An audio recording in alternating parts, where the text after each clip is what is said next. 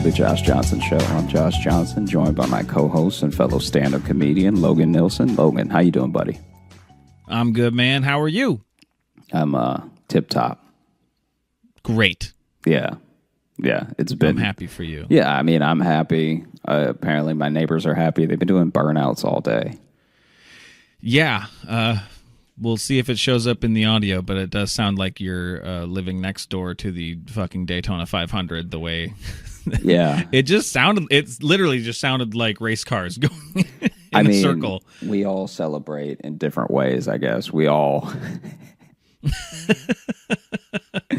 Yeah. I guess for context, because this will be a couple weeks after, but we're recording this the day after, Biden won the election. So a lot of people still out there.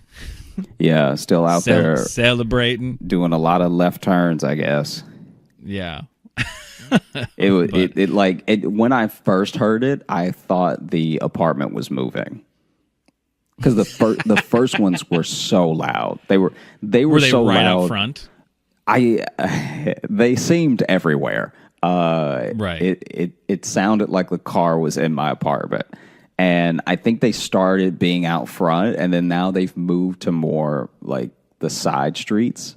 But yeah, and I'm sure if I were out there right now, I'd be like, yes, do it. It is very cool. Because it is. It is like a fun thing to watch someone do. I love that character in the street racing movies. Yes, do it. I think that's very cool. Do it. Keep doing it even better. Yes. Well done, chums. Very cool.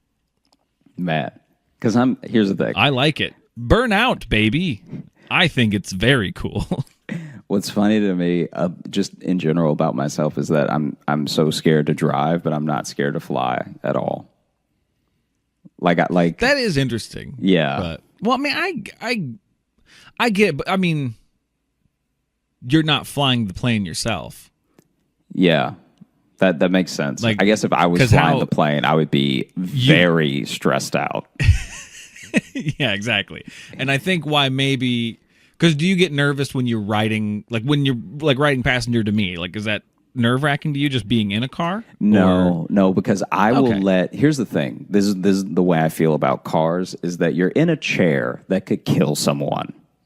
Yes. So as long as I'm not doing the killing, I'm pretty chilled out. Yeah. I've been in the car with people who I know can't drive. When I got in the car, I was like, this is a bad idea. This guy is this guy is about as nearsighted as they come. Right. So yeah, I'd say it's more just you just like the idea of being chauffeured.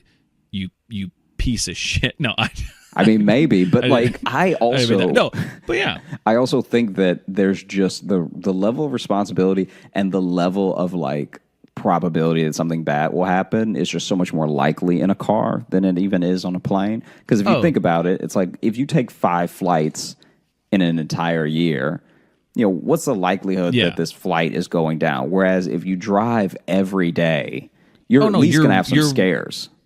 You're way more likely to die in a car accident than a plane crash. I almost called it a plane accident. Yeah. It is an accident usually. When one plane bumps up into the back of another one, a little... Can I tell you, I saw a whole documentary about that, and you would not believe how many people lived. Two planes hitting midair, coming right at each other. The radio, there was something wrong with the frequency on one, and the other one was having some other technical issue, so they just didn't see each other until this last second. And we think of planes as a slow flying thing, but they're super fast. Oh no, they're crazy fast. And so the crash happened so fast, and I don't remember if they were both trying to land at the same. I'm positive they were trying to land at the same airport. That's the only reason two planes would. I could see that. But then they cut across each other, and basically the wing of one went into the other plane, and then they both crashed. And eyewitnesses on the scene said they saw a guy. This was this is only funny because so many people survived. They saw a guy that was still in his seat, So like something out of a Bad Boys movie. Still in his seat. The seat had like separated from the plane, had skidded in the field, and just like skidded across, was still on a little bit of fire, and he just undid his seatbelt and walked away. Fuck it, my hero. Hell yeah. That dude wanted no parts of whatever was coming next. Be even better if he was sleeping. Like he was like, "Oh, here already." Well, already, okay. Looks like they burned that meal, whatever that was. Airline food, am I right? Yeah, but no. So that I think that you're right. I can't imagine if I was going to try to fly a plane. I would be like, why are there so many buttons? Either fly or don't. There should just be a fly button. There should just be one button that says fly. Yeah. This button says New York. This button says L.A. You push one way, push one the other. Yeah, no, you'd be a wreck with that. But no, you are way more likely to die in a car accident than in a plane crash. And I think it's like your most accidents more than likely happen within like 3 miles of home. Yeah. For most people. Yeah, when you let your guard down. Because I think usually that's... Well, I think you let your guard down, and that's when you're like, oh, fuck, I gotta go! And you burn out your driveway to get the hell out, going towards work. I think is why it's that maybe. Or it's the end of an election, you decide to drag race a stranger. Yeah. All day, apparently. Oh, what are you doing tomorrow? I'm just gonna drive around Brooklyn and just get into gonna race for pinks, baby. That's what I'm gonna be doing all day. Woo, Biden. This is how I can tell I'm getting older. Not only am I not out there with them, but as I was hearing the second hour of it, I was like, they wasting good gas money. Yeah, man. I have that thought all the time. Come on, man. I don't know. I also like it's interesting with all the, maybe we don't want to talk about this because it's topical news and this will be already a couple weeks after, but the interesting thing with all of the celebrations that happen, which like I'm not trying to rain anyone's parade, but like we talked about a little bit ago, but it's like I was immediately seeing videos of like, all right, we're all getting together and we're hanging out now, and seeing in every single video, every story I saw posted, people weren't wearing their masks. I'm like, guys, you guys were the ones who were angry the whole time. Like, we can't now be like, pandemic over now. Like, no, it's not. It's very much not. Yeah, it's the equivalent of being so excited you run out into the middle of the street to scream, but you are in traffic now. Right. Yeah. So I don't know. I hope people are celebrating responsibly, I guess, which again, this is going to be in the future of them doing it. So this does nothing for anyone. It's been a wild weekend. It's been a weird one. It's been a strange weekend just because like my girlfriend had to get tested for COVID. She got exposed at work. Which she's a nurse, but it was like a patient that she had who then was negative but tested positive later, and she had all of her gear on. That's why she was fine, but they had her get tested. And when you're waiting on that result, and it's not even for me, but it was like if she has it, then like I got to get tested. And then, being a substitute teacher here too, then it's like, well, then I got to talk to like the contact tracer person for the Mitchell County Health, and it's just like it immediately. I was just making a list of stuff in my head, being like, I hope I don't have to do all this shit. Like I also hope my girlfriend's not sick, because that would be devastating. But also, I don't want to do this stuff. This is more people I got to call and deal with. Also, I really hope my girlfriend's fine, but I don't want to make these phone calls. But also paperwork. Shit. So, she's fine, by the way. Her test came back negative. She's fine. But you don't want to leave people on a cliffhanger like that. Yeah, you don't. Well, and I just had a couple people being like, "Oh, do you want like a friend being like, hey, do you want to have like beers in the yard or whatever and hang out for a second?" Or talked about helping my brother with his house or something a little bit, because those are people who are take all the precautions too. And he was just like, hey, do you want to do something tomorrow? And I'm just like, well, I gotta wait and make sure COVID's not in my house. And he's like, yes, good idea, thank you. Oh man, it's also the thing that I think I've just been anxious about is that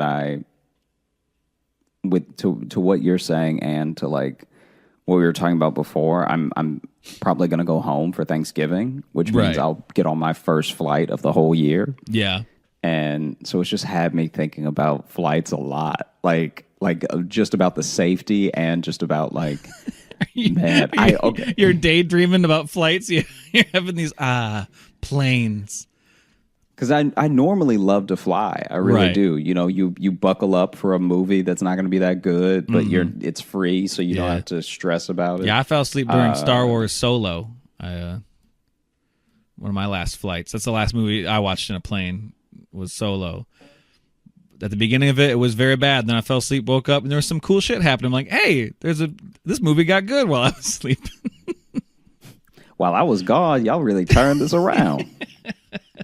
You guys really read the room. Yeah, quick. We're losing him. He's sleeping, man.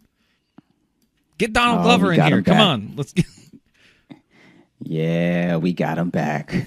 Don Glover, nice haircut. I missed his introduction entirely. Woke up and just like, oh, Lando Calrissian's here. Oh, they're flying from something.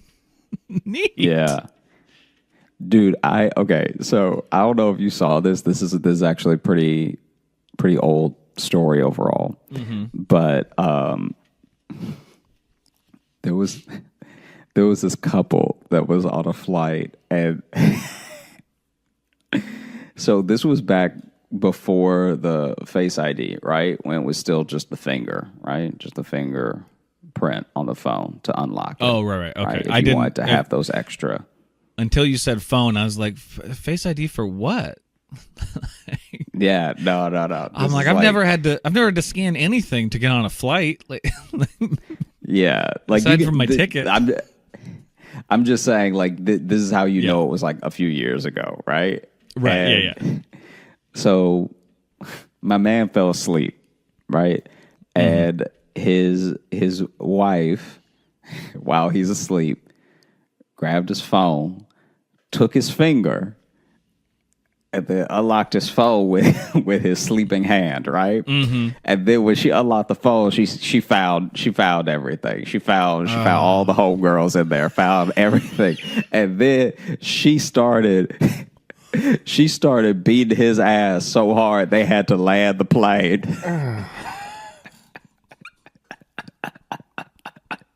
Wait, was this someone you knew, or was this a story? No. This is a news story. Okay, because I remember this now. I remember. Yeah. Once you said they had to land the plane, I was like, I remember hearing about that story. Because then this is what's so funny to me about it, right? Is that so she already found everything out. So he probably been sleeping pretty peacefully for a minute because it took her time to like read through everything. Right. Yeah, you know what I mean? Like she didn't just open the phone and then just start beating him. She wanted to get all the evidence. Right, you know? Yeah. And so she's delving in. She's finding whole friends she didn't know about, conversations. She's reading through. She's getting paragraphs in, right? Yeah. So this the other reason.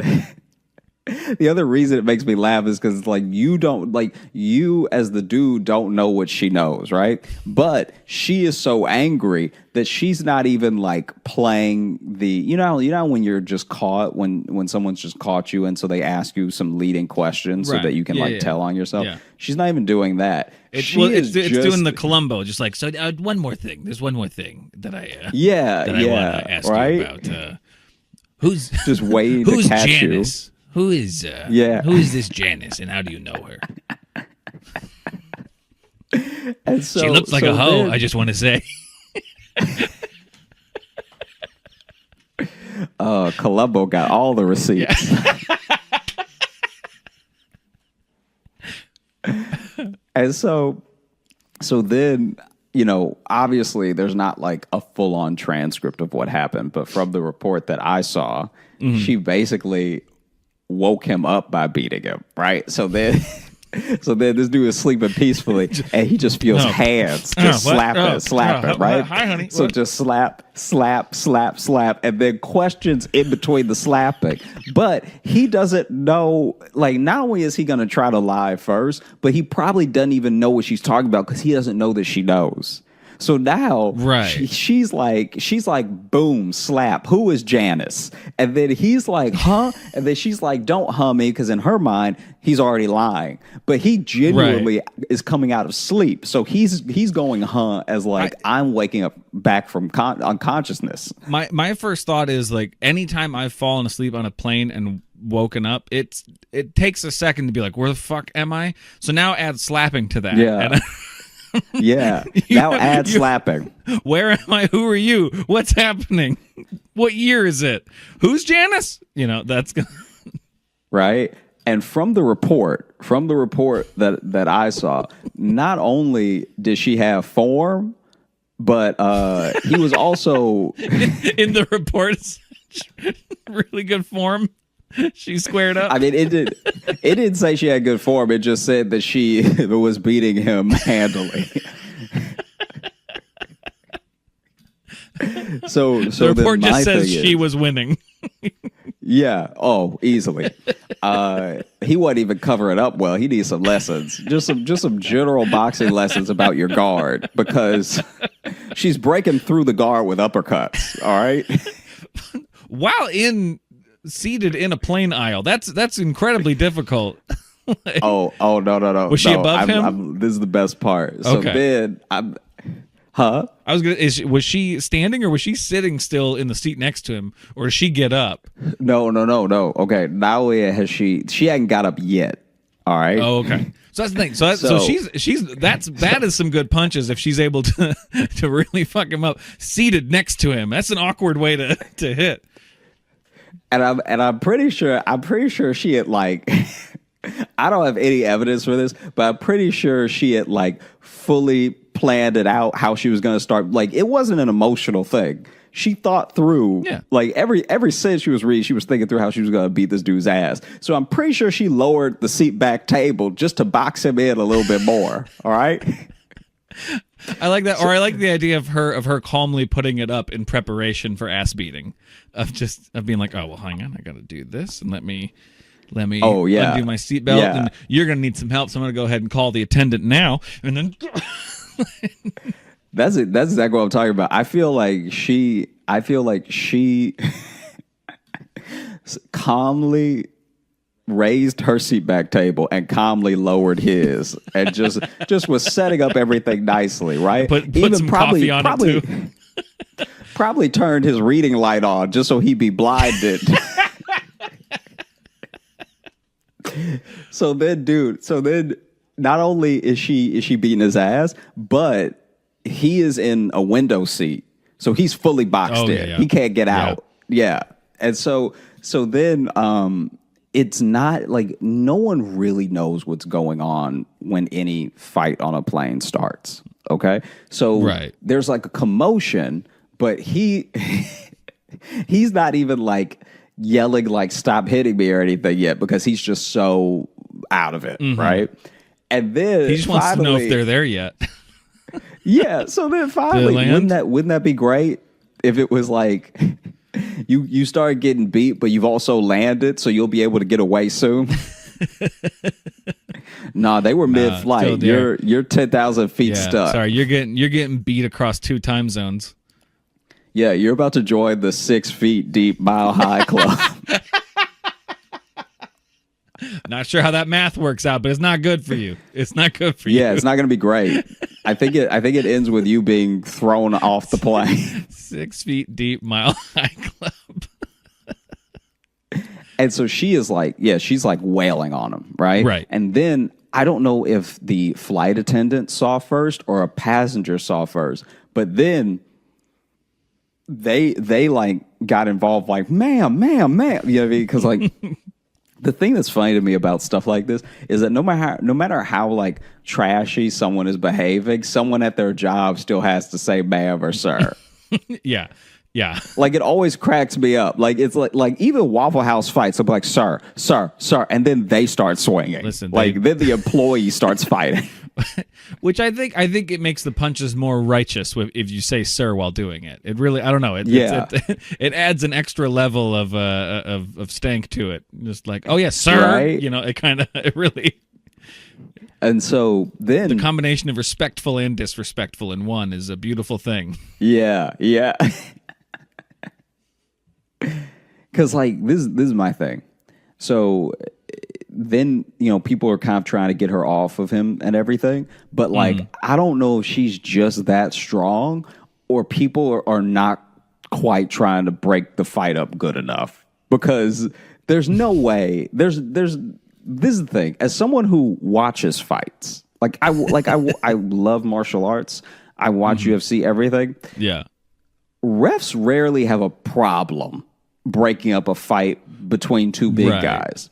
So it shouldn't be that hard to break up a fight between a person who's not fighting back and a person who's trying to fight in a middle seat. Like that, right. Well, but that seems pretty straightforward. In a plane, though, those people didn't agree ahead of time that if they get broken up, they have to go to their separate corners. It's a different set of rules that have been laid out. Because really, the main rule is, hey, don't fight on the plane, and already that's being ignored. So now any other form of decorum of someone coming in the middle being like, hey, now, that shit's gone. Sorry, they're already fighting in the air. Like gods. But I mean, this is my thing. There's at least two flight attendants on this plane, right? Because it was a decently sized plane, right? So between two people, right, and what I hope is an air marshal, that's proof that air marshal wasn't on that plane. Oh, for sure. Or he's cheating on his wife.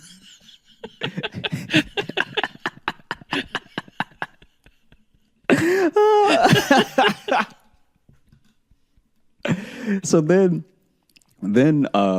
they cannot seem to stop her. Like she's just in the pocket. She's just landing nice clean strikes. And then I can also tell you, as someone who's tried to break up fights before, that sometimes they're too messy and you end up getting hurt as the person trying to break up the fight. So I can tell if someone's beating another person well enough, you don't want to get involved. You're like, hey, look, especially like I'm pretty sure that you are now slowly. So initially, when you see people hitting people, you're usually on the side of the person being hit because no one likes violence, right. But then as she is yelling out more accusations, it does kind of start to seem slightly more even. Yeah, I mean, right. I mean, like most of the time, if I see a woman start punching a man, I'm in the back of my mind, I'm like, he probably deserves this, but I probably need to do something. Yeah, like you try to break it up because you're like, in the off chance that this is just an abusive woman, let's break this up. I don't like seeing people get hurt out and about, but if it's a woman going, I'm like, he probably did something, but not saying it's worth him getting punched. I'm not saying violence is going to solve it, but I guarantee there's a story. Yeah, if she's in the middle of screaming, the best years of my life, da da da da, I gave you two kids, da da da da. It's like, oof. Yeah.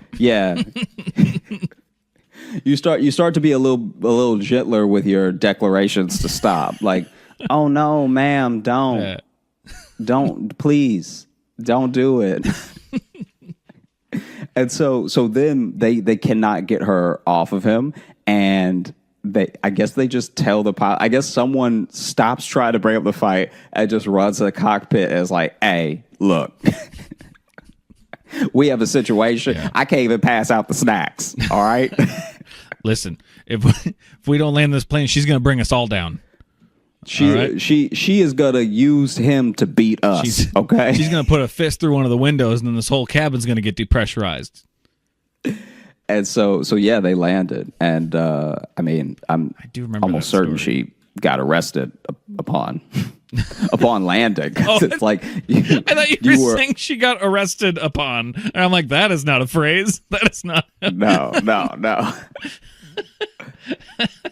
No, I'm pretty sure they were waiting for her. Because you can't. Because this is also the thing. She also must have been beating his ass as they were landing. So imagine you already think you hate flying, right? Imagine you can see out the window the ground getting a little closer, and you just count down in your head. All right, 15, 14, 13. We got to land soon. We got to. And then imagine this. So she's beating him, right? Mm-hmm. She's beating him. And then they land. And so he's like, oh, thank goodness I'm saved. But then, because they weren't supposed to be at this airport anyway, they can't get to the gate. They need to wait for a gate. Right. Well, and so now he's basically just getting beat in a car. Well, and even if they get to the gate, like I know this wasn't even the airport they're going to, but there's always people who are quick to just rush out and clog up the hallway too. So now you're just going to get beat while people are walking by watching it. Yeah. Oof. And then, okay, so you got to say thank you to the captain while you're getting punched in the head? No. Thank you, guys. Ow. Thank you. Thank you. You good for nothing. Thank you. Yeah, she even does it too. I told you. Thank you, guys. You do such great work. Yeah. So look, this is insane. This next story I was not here for. I wasn't on this flight, but my buddy Al from Chicago said that I could tell it because he was like on the flight, and it's. I'm sure that it didn't have to get this crazy. It's basically just one big misunderstanding. But a guy was sitting in what I think he must have been like first class for it to transpire this way. So, yeah, I think he was in first class. Because everyone was throwing money at each other? No. You'll see. But basically, this guy on his flight was sitting in the front of the plane, if not first class, as close to. And this guy falls asleep during the flight. And while he's asleep, he's like out, right? So and I don't know if he has a condition or whatever, but he's so out that even when the craziness starts, he's still out. Like he's like, I don't know if he took a thing to sleep through the flight or something, but he's completely gone out of the picture. Okay. And the flight is about halfway there. So it's a flight from I think it was from Chicago to Portland. And so they're halfway there. So they've been in the air for 2.5 hours or something. And at one point, I don't know if they're trying to gain altitude. I don't know why, but the plane sort of tilts, upward. And as the plane is slightly tilting upward, a foot rolls through the aisle, just bouncing, rolling on its side, like a foot in a shoe rolls all the way to the back. And so everyone seems to see it. Yeah. And it's quiet at first. And it's checking. Well, then they start checking with each other, like, did you fucking see a foot go by? So everyone is calm at first because they're all to your point, did you see that foot? Everything, right? Then I'm just not getting like air sickness or something, right? Like you. Yeah, you saw a whole foot right? in a shoe you roll saw by, that, right? So then look, God is a genius, all right? Because the comedic timing of this could not be pulled off any better. So as the foot's rolling, it's not until it hits the very back with a thud that people start screaming, right?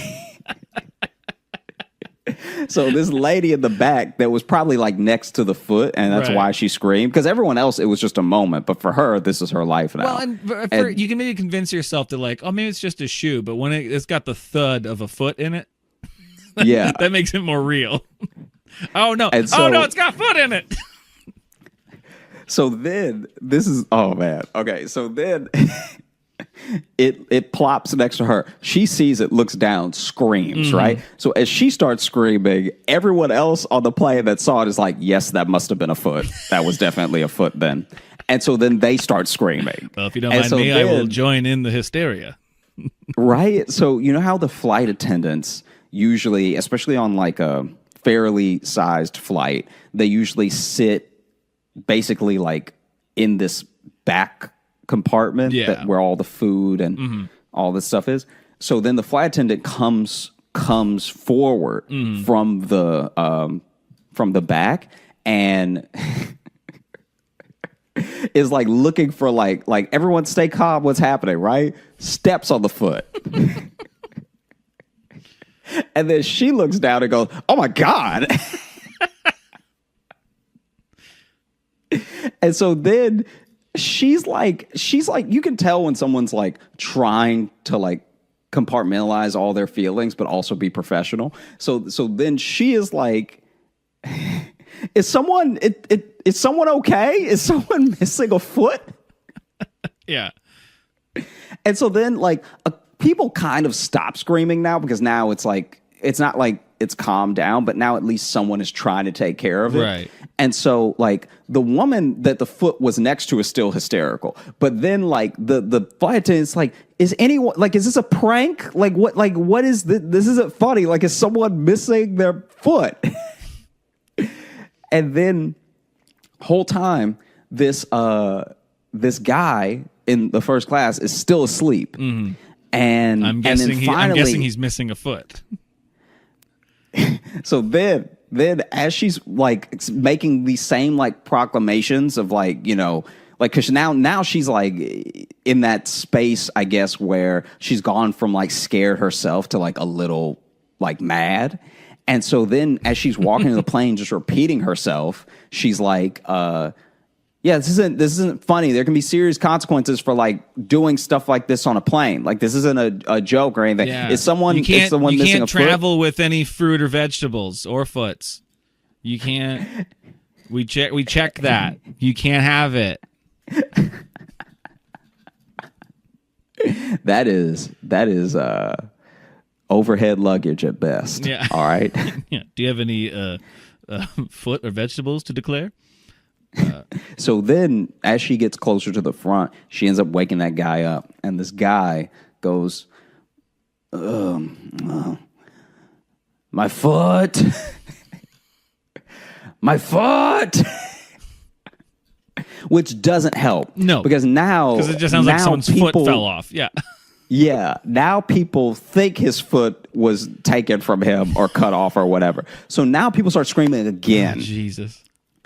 Then, and she still doesn't have the foot. She's just walking around looking to see if somebody's like snickering or something. Like she didn't pick up the foot or anything or the shoe. But like then she gets the guy and, you know, logical explanation. The dude has a prosthetic foot up to the ankle, and for more room when he's flying and taking a nap, he takes it off. Mm-hmm. But in this particular instance, the way that the plane gained altitude, it went a little bit to the side and then up. So it perfectly dumped his foot into the aisle and then rolled it back. I also just don't think if I saw a foot land next to me, and it's like you would be able to tell it was prosthetic. I don't know if that I'd be like, ah! Like I don't think that would be my first. I'd be like, oh fuck. A foot. I mean, like, you're a reasonable person, but like all fair. Type of manner of people fly. Like I feel like imagine that's true. Imagine if this is your first flight. That's true. This is your first flight ever. That would be and great. Just feet are rolling next to you. Does this happen on everyone? Does this happen on every flight? Are there limbs rolling about? Oh, that's man. wild. And then he was also arrested once they landed. No. Man. For public nuisance. No. Just imagine you're like my foot is like, sir, oh my God, sir, it's your foot. Are you okay? He's like, where's my foot? And now you have to be like, it pretty much rolled next to the bathroom. I'll go get it. Yeah. Oh, it's back there. And he's like, oh, it's in coach now. Let them keep it. It's been sullied by their grubby fingers. Imagine what you would think someone was doing, though, if you, because you know how they have the curtain that doesn't do anything, the curtain between first class and coach, right? Yeah, and then under that curtain just spits a foot. Yeah, you'd start to think it's some sort of like, oh, like I get it. The rich people get away with murder. We're in international airspace or some shit. So now this is where just sending body parts and carcasses for the rest of us. It's where the Epsteins of the world get to just dismember people at the front of the plane. I get what the curtain's for now. Champagne and dismemberments. Oh man. But yeah, I just, I want to experience flights again. Now I want to know, is it are you specifically missing experiencing flights, or are you experiencing anything? Because I don't even particularly like flying that much. Hell yeah, I could go for a flight right now just because it would be something else. I can't remember what country, but they're offering flights right now that just are, there's no destination. You're just in the air for 2 hours. I've heard about that. Yeah, I couldn't. I don't miss flying that much. I like for it to end up somewhere. I don't want to I don't want to just sit in an elevator for 3 hours. I'd rather, end up somewhere. Imagine that's the flight you get a migraine on. The flight to nowhere that's not going to land for another hour. Or what if you're doing that flight and you're like, there's a fucking baby on this one too? Why? Like what?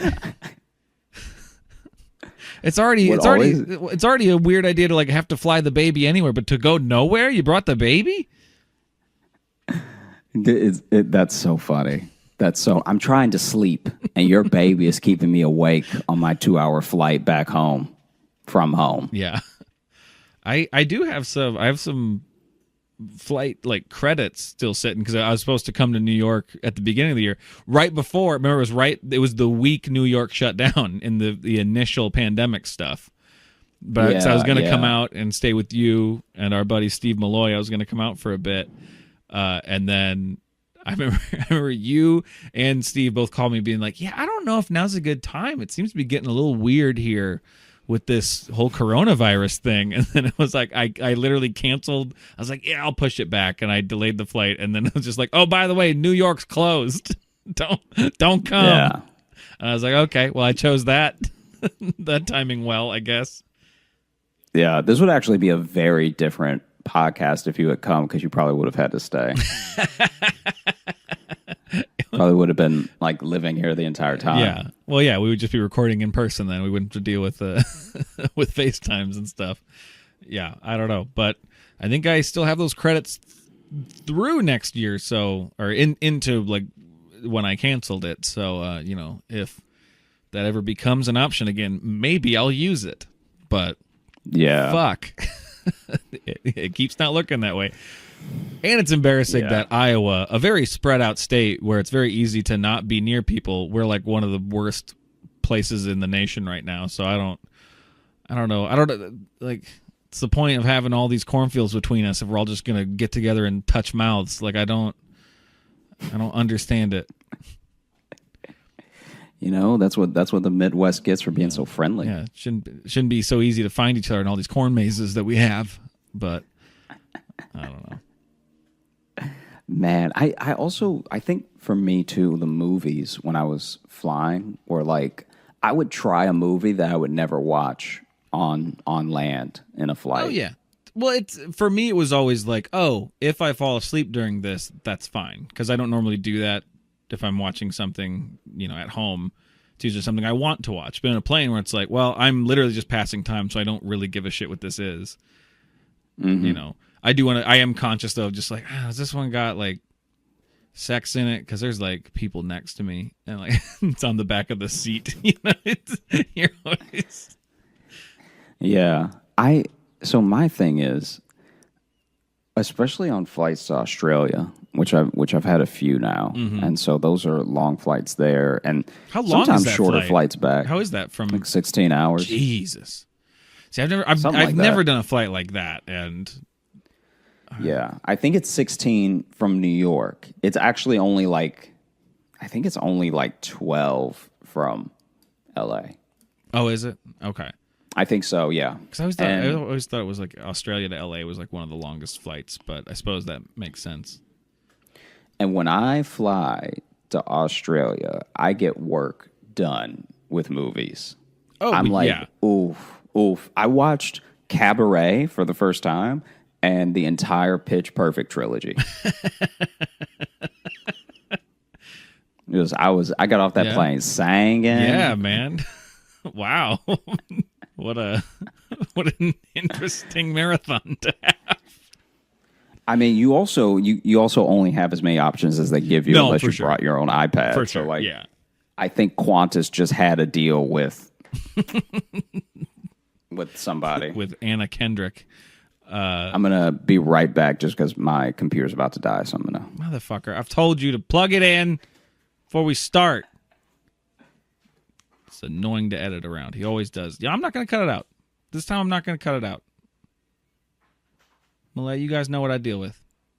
He'll just suddenly, in the middle of a thought, we'll be talking about something, and he'll just go. He's got to do something else.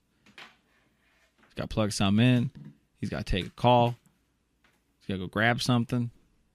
He's foolish. He's foolish, and he's inconsiderate. And he's putting his headphones back on right now. Hey, buddy. I wasn't talking about you. You're a monster. I don't know what you were saying, but I can tell you for a fact it wasn't true. I didn't say anything, man. I was just waiting patiently. Just waiting patiently for you to plug your computer in the middle of us talking.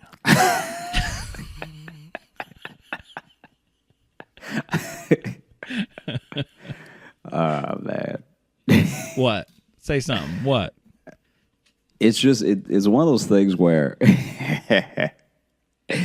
Oh man, I wonder. I wondered about a lot of people if I met them at different times, if we would have the relationship that we have, and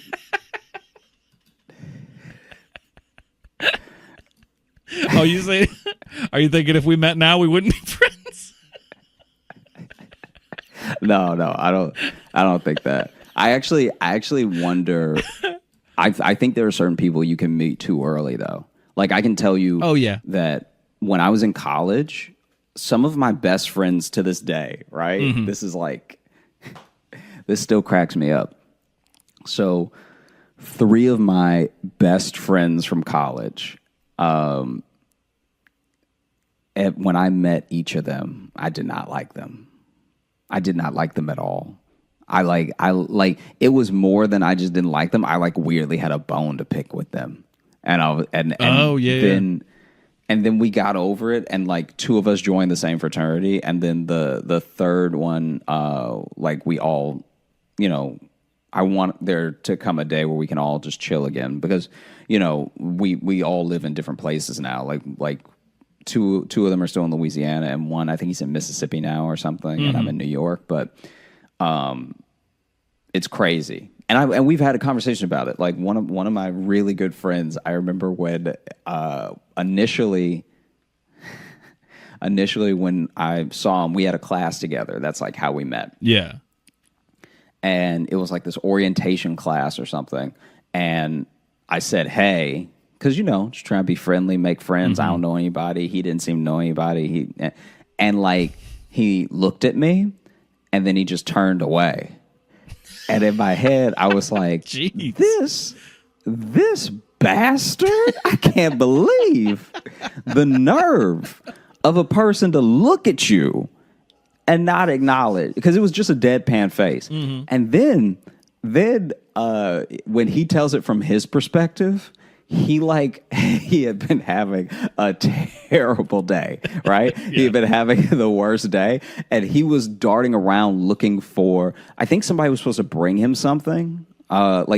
Basically I don't know if he hadn't prepared to basically come to college that day. Like, it was because we're all from Louisiana, right? Yeah. So we all had varying degrees of travel, and some people only had to travel for like an hour. Mm-hmm. So I think that he was like looking for someone that was supposed to bring him something, and he was just like looking around, darting around, right? So then when I said, hey, it was in the middle of him like looking around. So he's like, I didn't even hear you. I'm just like in a panic and I'm sweating. And then I look, and as I'm panning with my eyes across the room, you say, hey, and I just turn back around. And then we didn't even get to strike up that conversation for like a week, and I hated that dude. I was like, what a monster. Because in that moment, he reaffirmed every fear that you have when you're trying to meet new people. Oh yeah, absolutely. You'd be like, oh, this is why you don't introduce yourself. This is why you don't put yourself out there. That he apologized profusely. He was like, oh, man, I'm so sorry. Yeah, I was looking around for people to make friends with, too. And then we ended up becoming friends a week later, and I was like, this dude's the best. Then the the other dude, we had some sort of weird misunderstanding when we met where we got in like an argument, but then we worked it out and then ended up going to the cafeteria together and having lunch together, and then that our friendship sort of started there. But then the third dude is Donovan, who I've mentioned multiple times in like multiple scenarios. I want to meet him. I've heard a lot of stories about Donovan, but he's one of your friends I haven't met yet. Dude, you'll love Donovan. Is there a dog like, too? Donovan, I was trying to. Yeah. Oh, now there's a dog. Yeah. I guess the dog just heard that Biden won. It's losing it.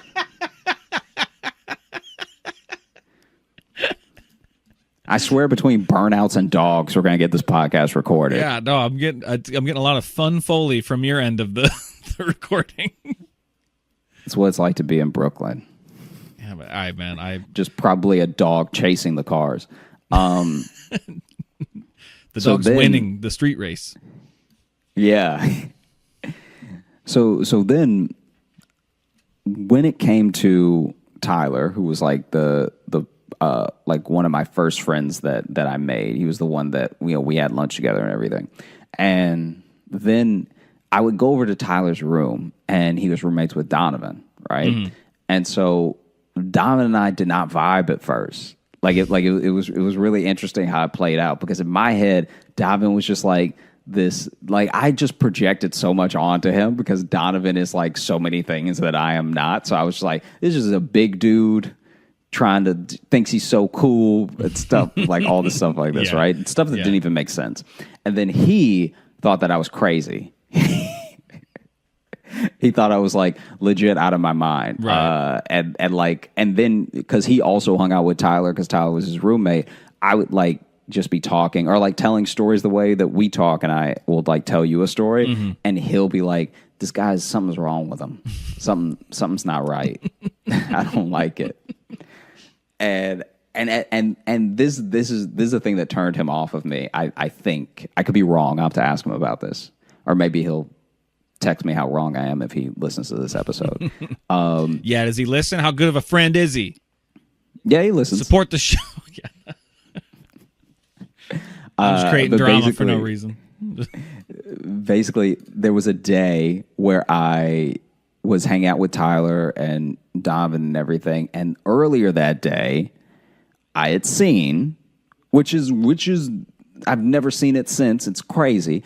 I had seen two squirrels like running after each other, and they looked like they were about to like mate. Like it looked like some sort of like mating thing, because they weren't fighting over anything, but they were like running around each other and then rubbing up together and then running up the tree and everything. Yeah. And then just when it seemed like those squirrels were about to get busy, an eagle swooped in and snatched one of them.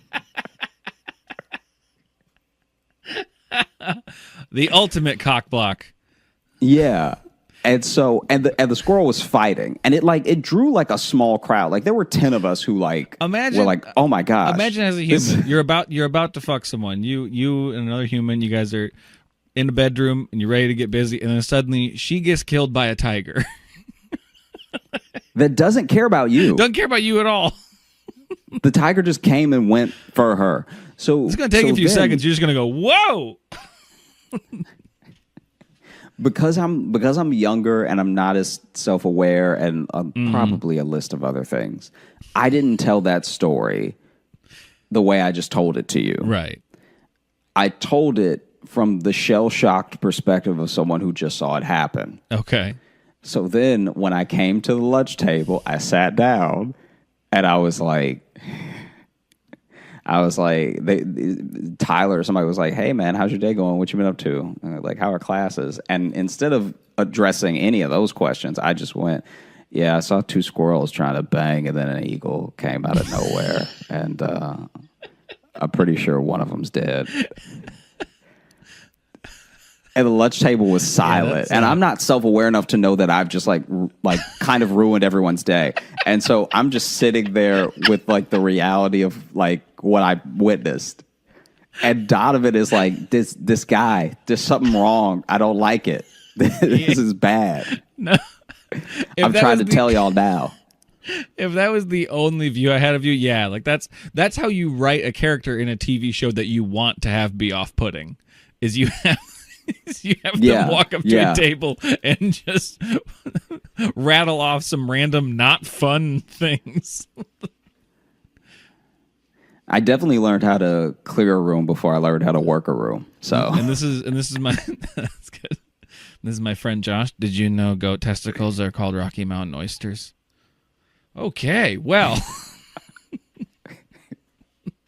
Because I also wasn't looking at anyone when I said it, so it just made it that much more like terrifying, creepy, whatever. So then Donovan was like very put off of me, and then yeah, you got that. Josh, you walk around with that school shooter vibe.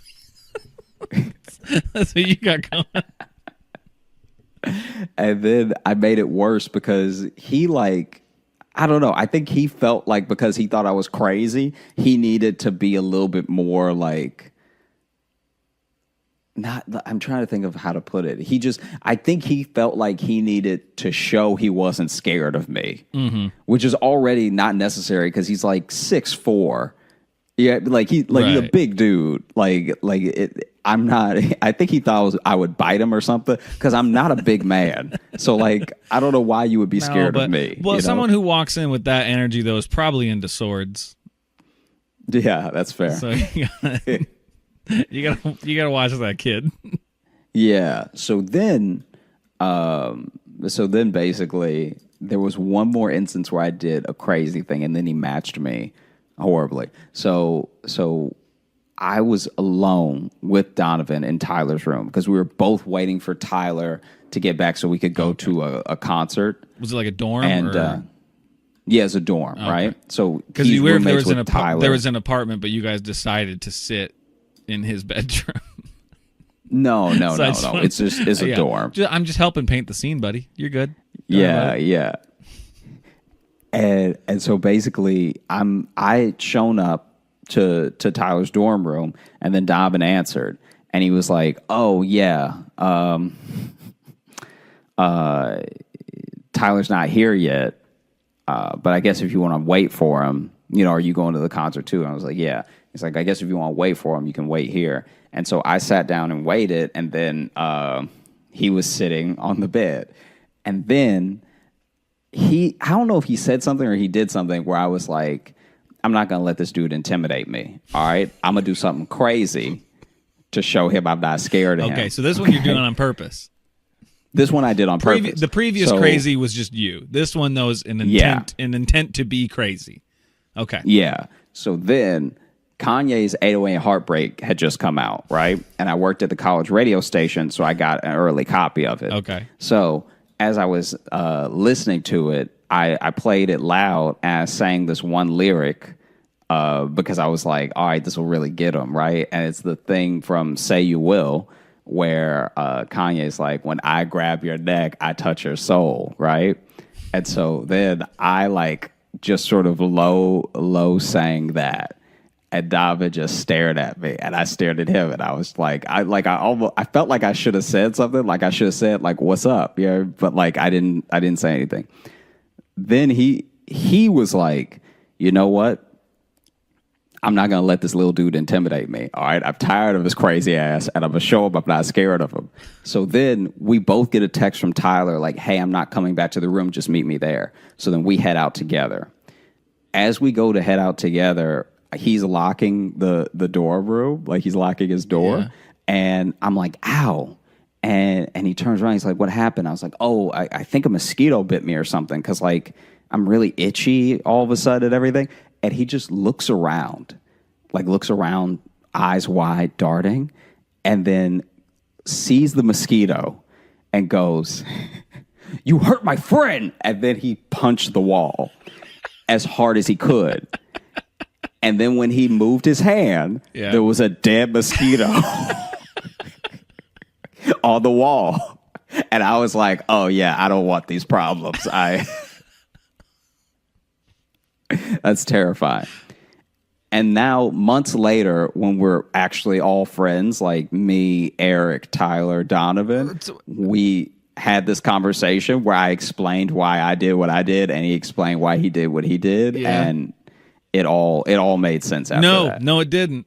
I can tell you right now, it did not make sense. It did. It wrapped it up with a bow. The story is perfect. Absolutely does not. It does not wrap it up. It landed perfectly, like a plane. Well, they do most of the time. So wait, then after he punched the mosquito, then you were... Because all you said was, "Oh, I don't want these problems." Were you guys like friends after that, or did you just decide like, "Oh, I'm not going to try to intimidate him with Kanye lyrics anymore"? I'm going to give him some distance. Like you just crazied each other into friendship.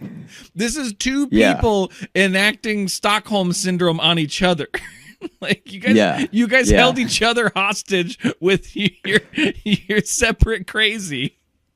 Yeah. And then I guess we're friends now. Yeah, because I feel like we still weren't friends for maybe one more week after that happened, because I was like, when he punched the wall, I was like, "Oh wow, that was extra. Oh geez," because it shook the wall. Like he's a big man, and then when he moved his hand and the mosquito was there, I was like, because he didn't even say like "got it" or any, like he didn't even seem excited. He was just like, he punched the mosquito and then was like, "Let's go." And so then I was like, "Yeah, this dude is crazy. I don't want to have anything. This is terrifying." And then maybe after a week or so, when we were all hanging out and were realizing we were becoming friends, like we were realizing that we meet up after classes and we spend most of our evenings hanging out, that we were like, "You know what's crazy is that when we met, I actually didn't like you for this reason." You know what's crazy? Everything we fucking did. Wasn't that crazy? That thing you did with the Kanye lyrics, that was weird, super weird, really weird thing to do to another human. Yeah, but I had explained why I did it, which was like, look, I couldn't just have you being taller than me and like running around here. I know it'll sort out this height difference. Some Kanye West. That'll really sort out the height differential. Problem solved. Because I'm going to say, when I grab your neck, I grab your soul, or whatever. That'll knock him down about 6 inches. That'll do it. Yeah, because crazy has no height. Exactly. Oh man. Well, I'm glad you guys made it. I'm speechless. Yeah. I'm glad that we made it. I'm glad the neighborhood is happy. I'm glad that, I'm glad they're still doing burnouts. They still have gas money. Yeah, I heard that going again. Biden-Harris 2020. We out here. Jesus Christ. We've been getting a lot of emails and like reviews lately about people just saying they appreciate my genuine concern for your stories. I'm excited when we start putting up the video elements that people can see me in real time struggle with some of these stories. Because all I could do for a minute there was just cover my face. Well, that's interesting. Did you ever? I feel like you and I just became friends very quickly. We were kind of fast friends. Did you ever have any moment where you thought you'd have to intimidate me? Is there ever a moment you're like, I maybe got to bring this guy down a peg with some dark lyrics? No, you only got like 2-3 inches on me, so I think we were Gucci.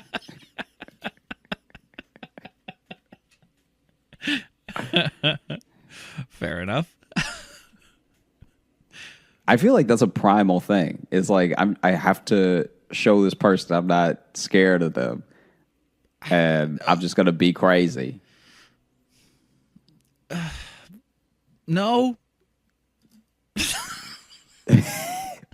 I mean, you're right to an extent, but just not the way you're saying it. Because I do get it when you meet people like that, and you do want to let them know like you're not going to take their shit or whatever. But like, I don't. It's just your tactic that's really throwing me off. Is they just like, I'm going to put on this song and I'm going to say this one. I'm going to say this one lyric.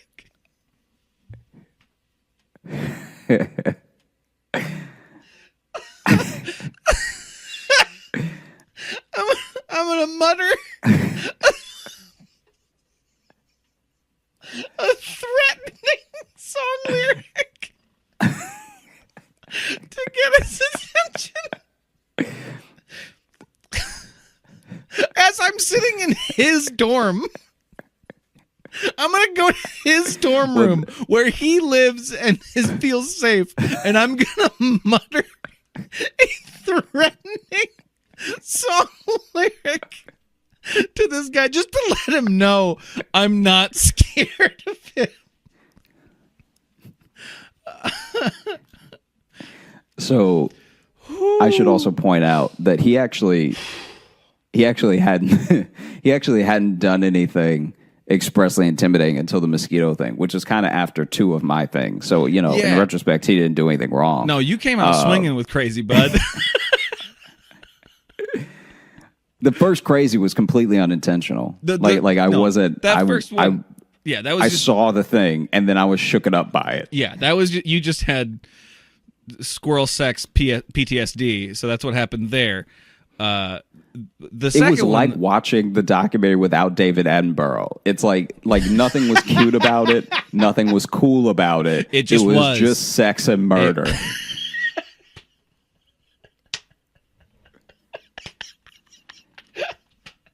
It was just nature at its most primal. Someone's gonna get fucked and someone's gonna get got. That's how it goes in these nature docs, baby. Oh my God. Yeah, okay. I don't know how much more time we want to spend on this, but walk me through just again. What caused you to do the Kanye thing? What made you I don't remember if he had said or done anything extra. I think I just felt his vibe off of that cafeteria moment, and then I was like, how separate were these instances? How like days. Like days. Okay. So you walked into his dorm being like, he's still weird about the squirrel thing. I better threaten him.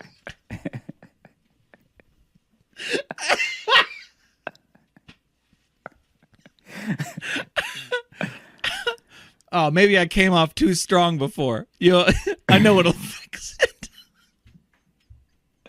This is all I'm saying. All right, I'm just. Jeez. Okay. Look, this is. I'm sorry. You broke me with this one, bud. I don't know. It is.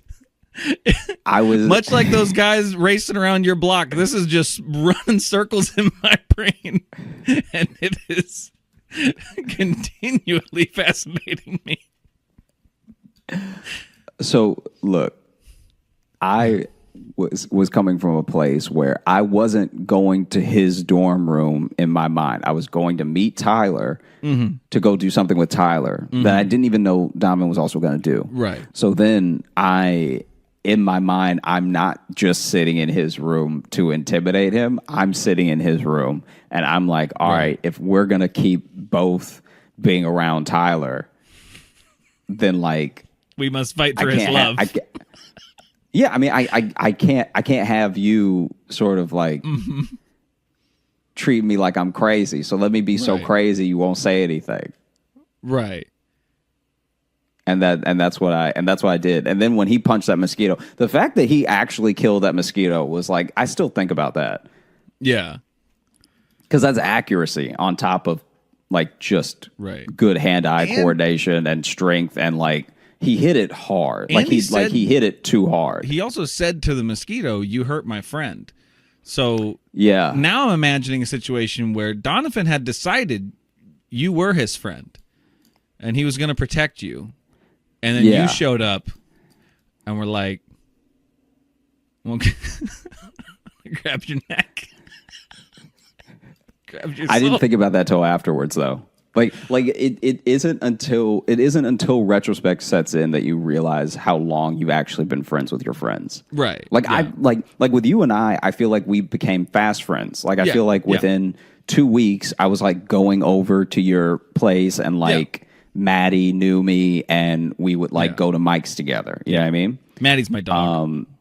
But then Maddie's his dog. I don't know. I just felt like saying that because you just said Maddie knew me. Like, no, I know, but because I almost went like I was petting Maddie, and then I just said Maddie knew me, so it was funny that you were then like, guys, Maddie's a dog, just because Josh doesn't know how to talk to people.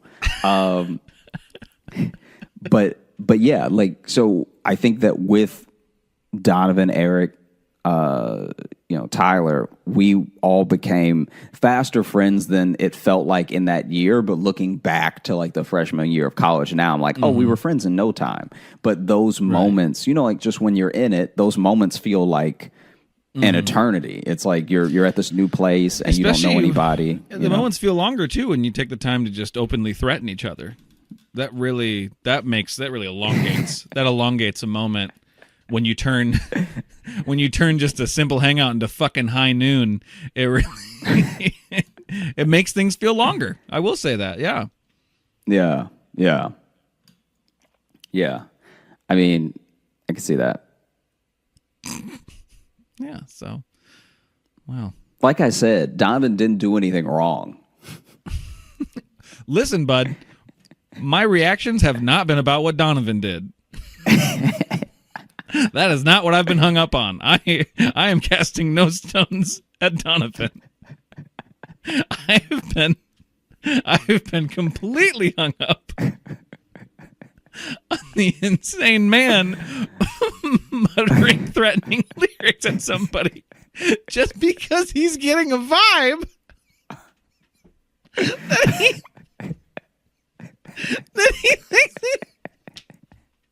that he thinks he needs to pick a moment to be quietly crazy and threatening. That's what I'm hung up on. It's not Donovan. I honestly feel like Donovan gave you too many chances. Man.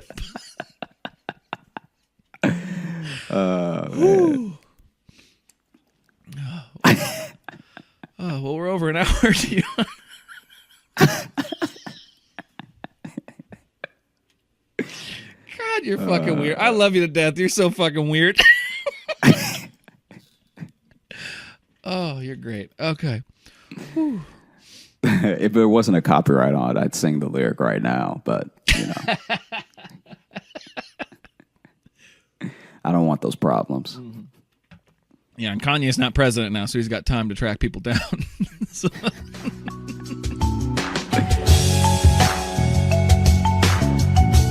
Thank you so much for listening to the Josh Johnson Show. I am so happy to be doing this podcast with one of my best friends that I became fast friends with, and not, in a weird battle over time and lyrics for us to figure each other out. If you're looking for more of us, you can find me on social, on Instagram at Josh Johnson Comedy, on Twitter at Josh Johnson, at Facebook at Josh J Comedy, and YouTube at Josh Johnson Comedy, where very soon we are going to start posting videos of this very podcast. If you want to see what our faces look like while we're reacting to each other's stories, then that'll be where you can do it. And if you're looking for Logan, you can find me on Instagram at Logan M. Nielsen. And if you want to get a hold of us at the show, you want to send us an email, you can do that at joshjohnsonshow@gmail.com. You can send us a question or just a review, drop us a line. We're covering those right now in what we're calling our Monday mailbag. We're testing that out. We'll see, but we're going to handle those there for a little bit. And because it's been fun giving them a little more time, a little more space to breathe and not worrying about, right? Don't you think so? Yeah, for sure. Yeah. Wow. Thanks for that enthusiastic endorsement. I mean, this is how I say everything. This is why no one believes that I have feelings. But you can get a hold of us there. And, if you could too, if you could leave us a review on Apple Podcasts, a 5-star review, if you feel so kind, and leave us a review there. We like to cover those. And if you could follow us on Spotify, subscribe to us on Apple Podcasts, or if you could just get some friends to listen to it, go to your friend's dorm room, put on this podcast, just like say some weird, vague, threatening shit. Do whatever you can. Just spread, help share the show, with your friends. Was that a dig at me? No, I don't know what you're talking about. Okay, just checking. Yeah. No, we're good. It's a mosquito there. Don't fuck with me.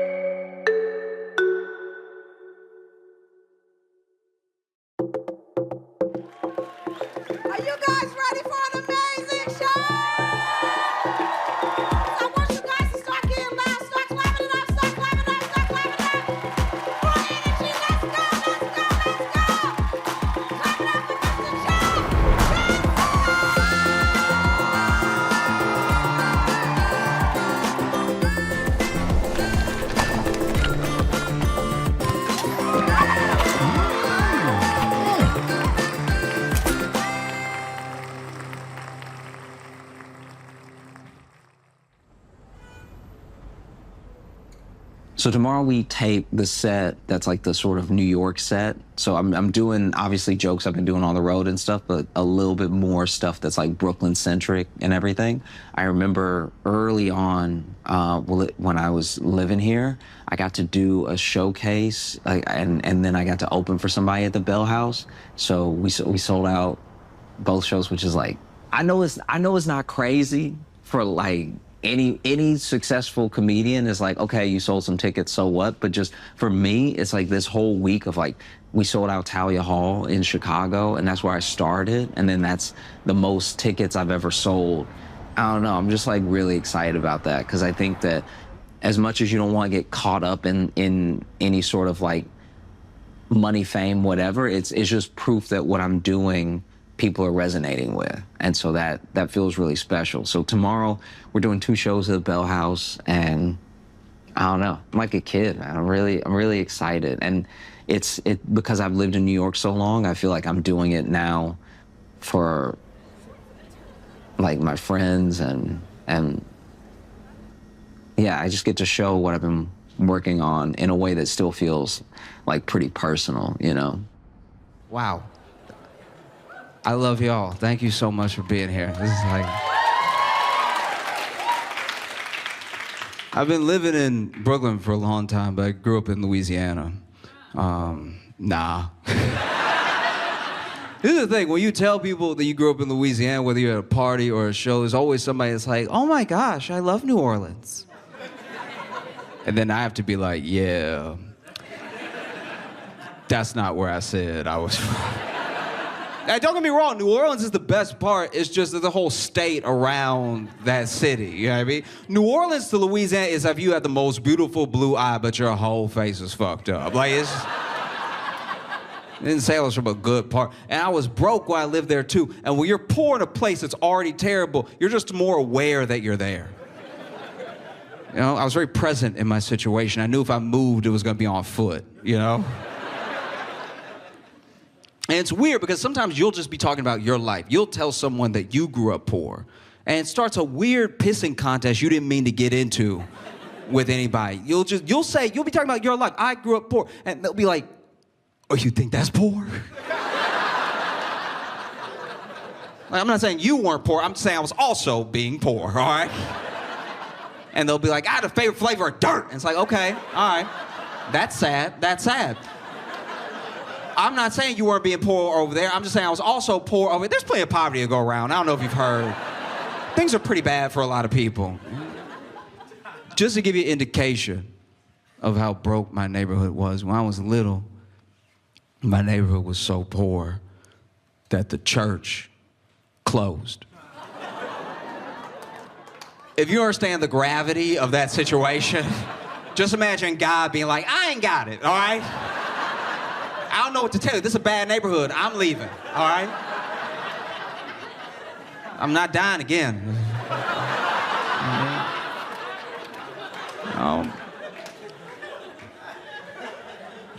I lived in Louisiana, didn't have any money. I moved to Chicago, was somehow poor. And now, living in New York is the first time in my life where I'm like making money, things are going well, able to take care of myself and my family and stuff like that.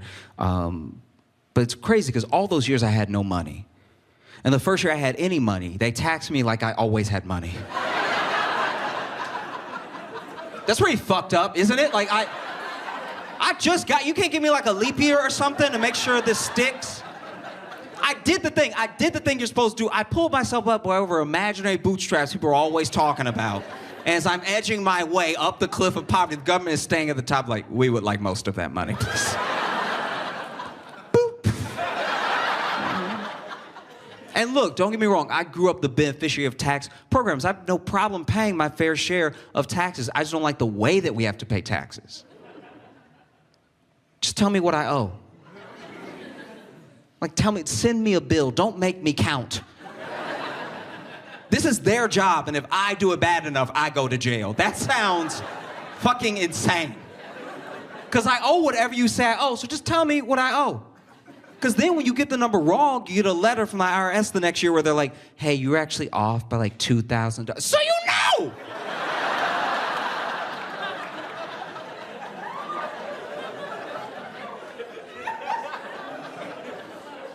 How do you know how off I was unless you knew the number the whole time? This is a setup. We just don't do anything else like that when it comes to money, you know? Like, you never go out to eat on a date and you sit down and you look at the menu, but there's no prices. But you order, you eat, you enjoy yourself.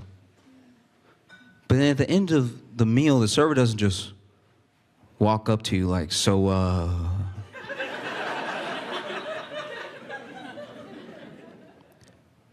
how much do you think it costs?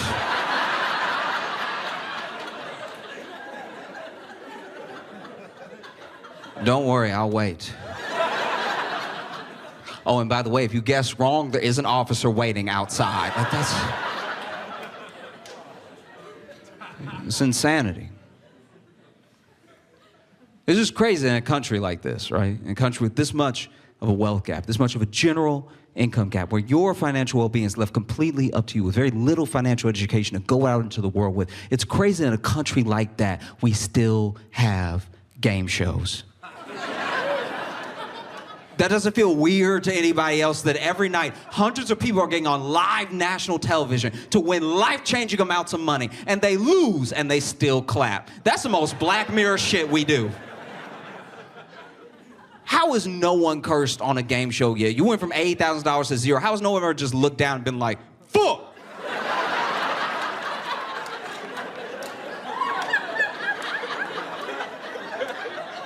That's how we feel for them. Why aren't they freaking out? every game show, they ask the contestants what they would do with the money, and the answers are almost always practical. You know, what would you do if you won tonight? And people are like, oh, I got some student loans I'd pay off. Love to pay off the rest of my auntie's house. Yeah. And then they lose. They go from $8,000 to 0. But by the time the camera pans to them, they're like, maybe next time. It's like, did they give you drugs before the show started? Why are you so calm right now? Host of a game show is always a millionaire. That doesn't seem to bother anybody. It's never someone with a median income that could be just excited for you if you won because they understand the stakes. It's always like Ellen DeGeneres. And she's leaned over next to you like she's your friend, you know? She's like, oh, wow. What are you gonna do? I mean, $50,000 is a lot of money, you know? I mean, not to me. No, I could buy and sell your children, all right? No, but for you, this is a lot of money, you know? And the audience is on your side. Don't you other poors want him to win? Like,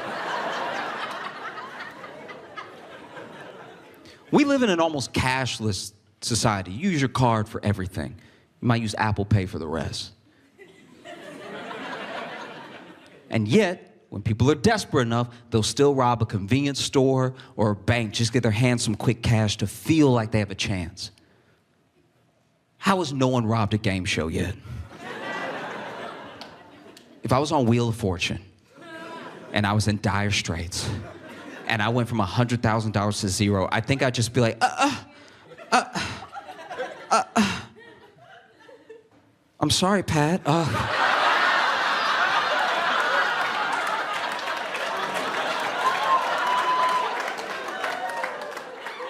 I think we're gonna have to keep playing. No, fuck that. That was a bad spin. Let me spin again. That's bullshit. Let me spin again. Let me spin up. Vanna.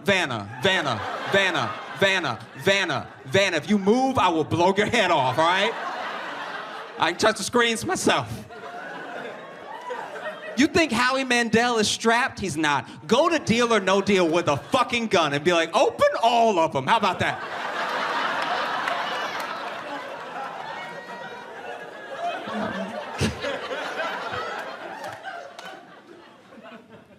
I've been watching my friends date, and it's hard out here, you know.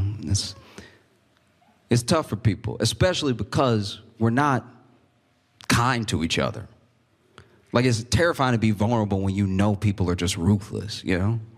And the thing I watch happen more than anything else, especially between men and women, is we'll use a stereotype to write the other person off, you know? Like, from men to women, it's crazy.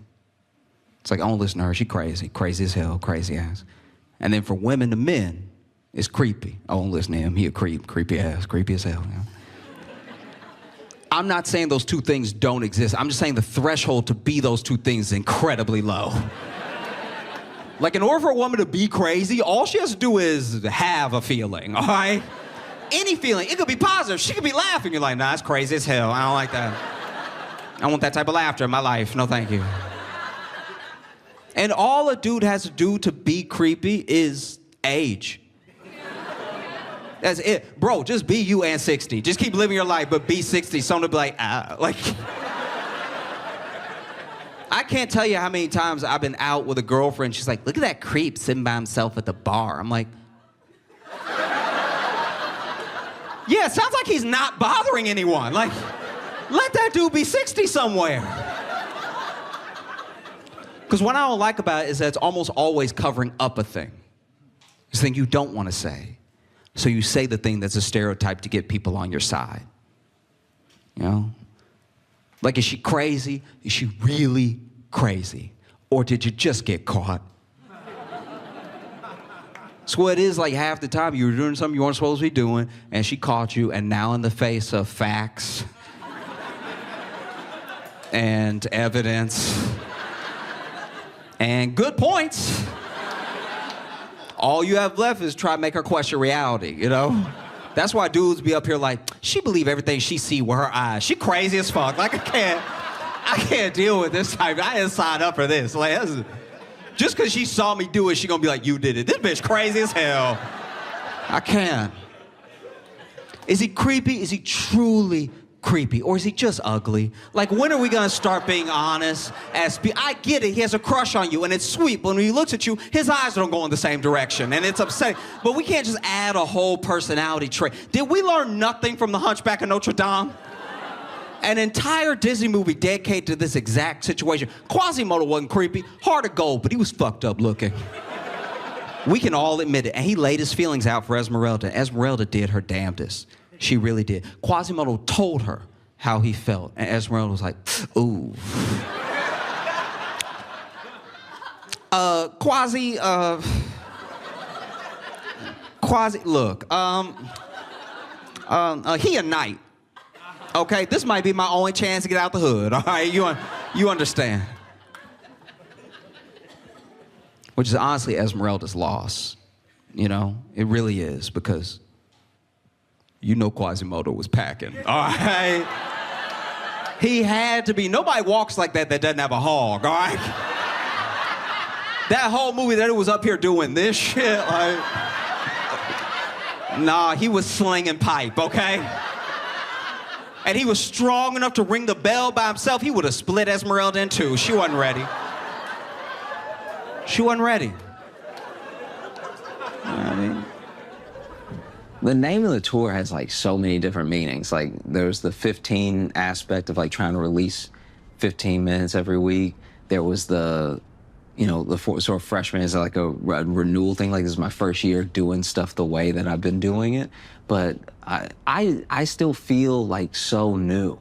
I still feel like a baby sometimes, because then you get around people who are just masterful. Like you see the way that they work and the way that they write, or just their stage presence. So much to learn from everybody, and I feel like I'm still just soaking it all up. Like I don't know. Like I still feel like I'm like everybody's little brother sometimes, because I'm so curious about how everyone thinks and about how they put together what they put together.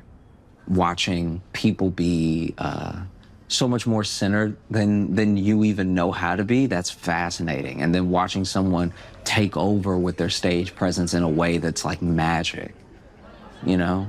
It's like, I feel like it is like magic sometimes when you look at magicians, and magicians, a lot of them probably know what each other's tricks look like, but every once in a while somebody will create something, and they'll pull something out of nowhere that even makes the magicians go like, damn, that's wild. And I feel like that for jokes sometimes, you know, and that's what I want to create for other comics and other people. Is just like, you think you know where I'm going and you don't, you know, or just the whole overall thing was like an experience. Y'all have great laughs. I love y'all because y'all are actually laughing. You know what I mean? Like, you'd be surprised how many people pay money to come to a comedy show, buy drinks, and then still don't laugh because they're self-conscious about their laugh. But your laugh is still you expressing joy. We can't be so hard on ourselves that we're like, no, my joy is stupid. I sound like a fucking idiot when I'm happy. I was gonna sit here and stare so I look normal.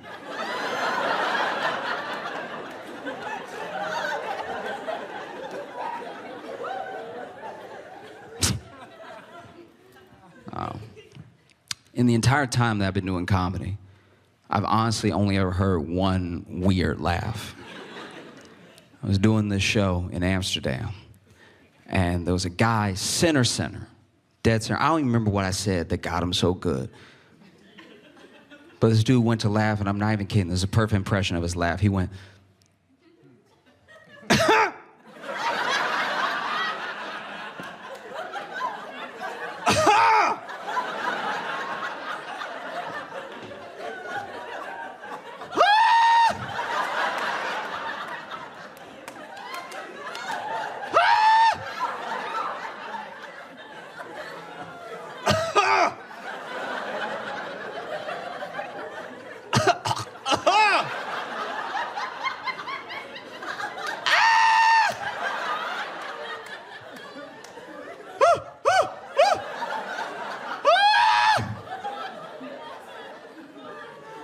Not only did I stop, the entire audience stopped. And someone sitting behind him actually jumped up and wrapped their arms around, started giving him the Heimlich. Because we were all sure, we're like, that's a dying person. There's no joy in there.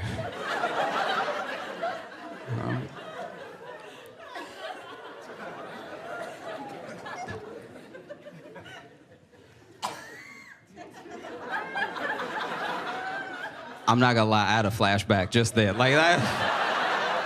When you coughed, I was like, there's no way. There's no way he made it to Brooklyn. That's wild.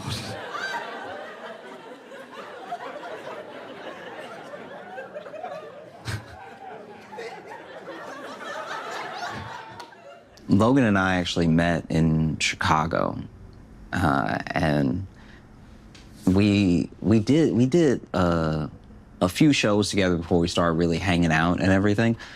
And so it's just, yeah, it's important to me to have him there for stuff, because it's someone who I think when you are on the same wavelength as a friend for long enough, you can start to look at each other like that moment, like that moment where something weird happens and then you don't have a person to look at to be like, this is insane, right? It's like Logan is that person for me when it comes to comedy. We have a good way of seeing each other, and I feel like we bring out the funniest parts of each other, So that's been great, and we've been doing that for like 3 years now. And so he's also gonna be doing the Bell House tomorrow. Yeah, we're gonna have a good time.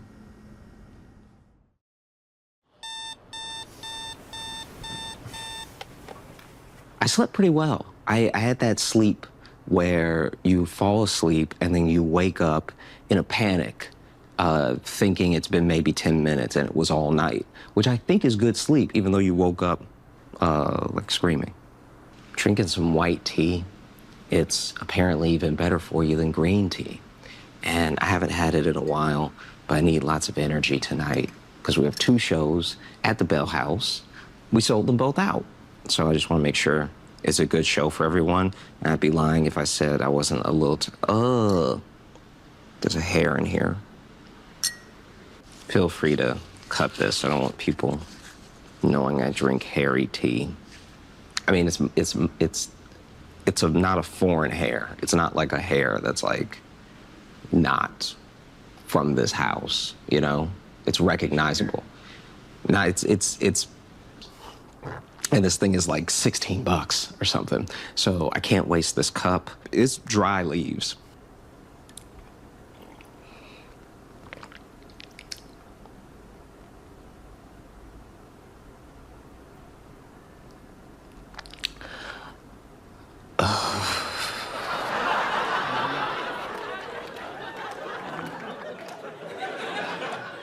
I think I've been freaking out about getting older in a way. Like I feel like it's hard not to compare yourself with anyone else your age and just or anyone in your career and everything, and wonder if you're not aging in like the right way, And I wanna, I don't know, I wanna age as best as possible because it's coming. There's nothing you can do about it. But there's just so many there's only a few lanes, it seems, as an old man that you can go. There's only a few directions. You could be creepy old man. You could be like an angry old man. You could be a sweet old man. Or you could just have dementia. Like, it's just, these aren't a lot of great options. And I'm scared because I don't know how much you choose. Like, life keeps happening and you keep reacting to it, and every reaction feels rational, but who's to say? I'm scared I'm gonna become like an angry old man because I already hate kids. But not kids at large, not kids as an idea. I got beef with specific children there's a few of them already that like, ooh, one day. You know what I mean? Like just... I'll tell you about one of them. I was walking down the street and I was minding my own business, how most of my stories start, right? And then there was this Girl Scout. No, you need to be on my side, all right? I'm gonna tell you what she did, just listen, okay? I was walking down the street and there was this Girl Scout and she over here working her little corner or whatever, like. And she laying it on thick too, like cookies, you know, like all that stuff. And so I'm walking and then I'm trying to just avoid eye contact because she already not at my height level. So I'm just staring straight ahead and she like cookies, all that stuff, right? And then she like leaned in just to make eye contact and was like cookies. And I was like, oh no, I'm okay. Thank you so much though. You have a wonderful day. I said all that. I didn't need to say all that. I didn't say all that at all. I could have just kept walking. I could have acted like something was playing in my AirPod, like something, right? But I said that because I'm like, look, she out here, young woman trying to be an entrepreneur. I'm going to give her an encouraging word, okay? I'm not going to give her any money, but she's going to, you know, get good vibes off me. So I'm walking. I'm like, oh, no, thank you, but you have a great day. And I'm not even past her yet. She's still right here. As I get closer, she goes, it's okay if you're broke.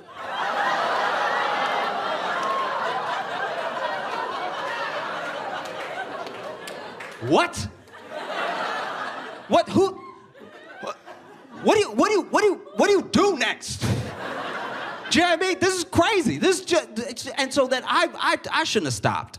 I should not have stopped.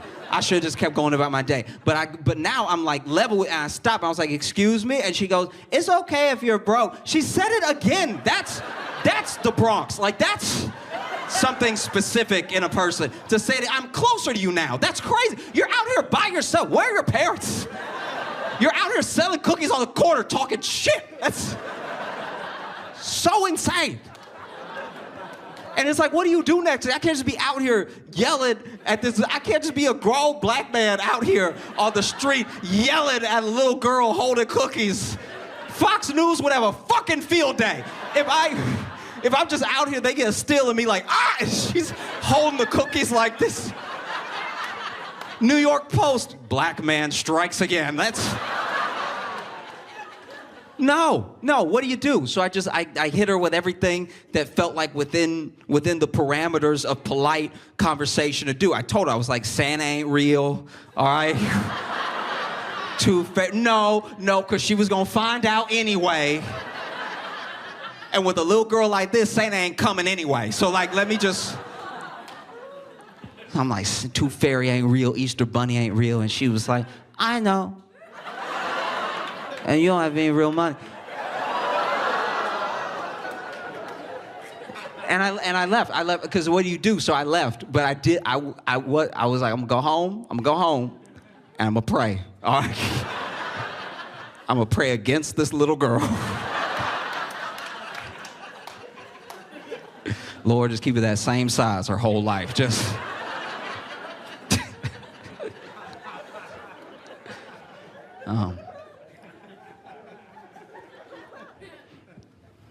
It was a while back where I still hadn't got like my money right. And I remember the AirPods came out, Apple AirPods, and I don't know why, but I wanted them. And I don't even know why I think I wanted them because I knew I couldn't afford them. It was just something to have, right? Something to use as a marker to be like, I got it like that now, right? And so I'd saved up a little bit, but I still didn't have enough. Now I was getting close, and I decided, no, I'm not gonna spend this on something material. I'm gonna take this money, and I'm gonna spend it on something that could be like a memory, something that I won't lose, you know, something that can't just break, right? And so I took a trip to Mexico. And when I was in Mexico, I saw some knockoff AirPods. And they were cheap. And they weren't just cheap by conversion rate. They were cheap in pesos. They were so cheap, I thought they were a toy, right? But I was like, let's roll the dice and see if these really work, right? If they compare to my phone and everything. And so I bought them, I brought them home, and I opened the box. Now the box was bigger than AirPod box usually is. And then I opened it up, and then the AirPods were like 3 times bigger than AirPods are supposed to be. So first of all, when I put them in, they genuinely hurt. Like these, like, I don't have the biggest ears, but these were hurt. I had to wrench them in. I had to like use leverage to squeeze them into my head. And then, you know how they're supposed to come here? Like, it's like they were hanging low. Like, it's like, anybody that could see me could see these weren't real AirPods. They look like 2 wrenches hanging out of my head. And so I remember I turned them on and I had to press the button because they were so big, they had buttons.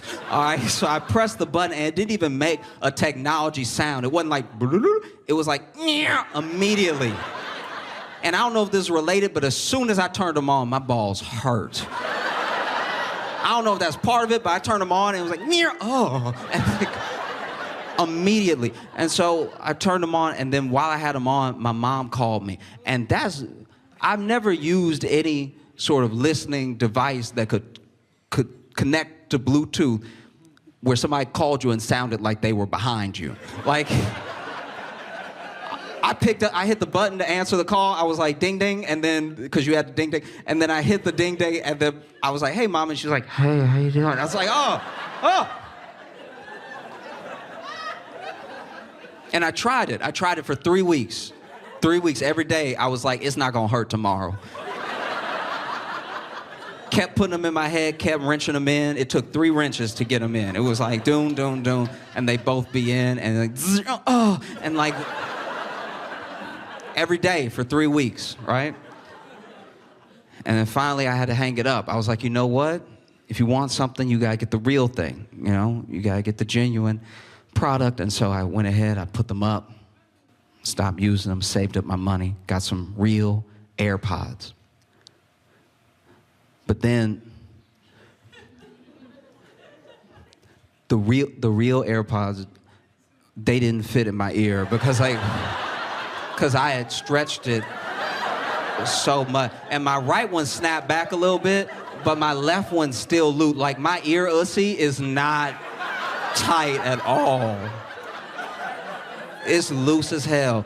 And so if I even yawn, the left one fall out. The left one is consistently in danger. I only put the right one in on a plane. I can't risk it.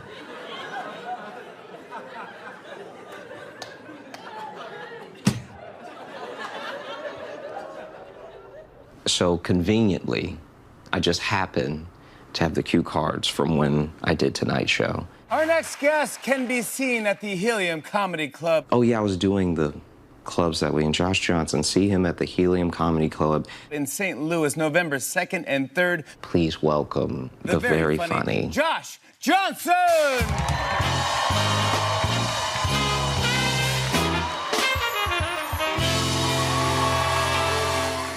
And then these are the jokes I did. Guys, I'm Josh Johnson. Thanks so much. Y'all have a great night.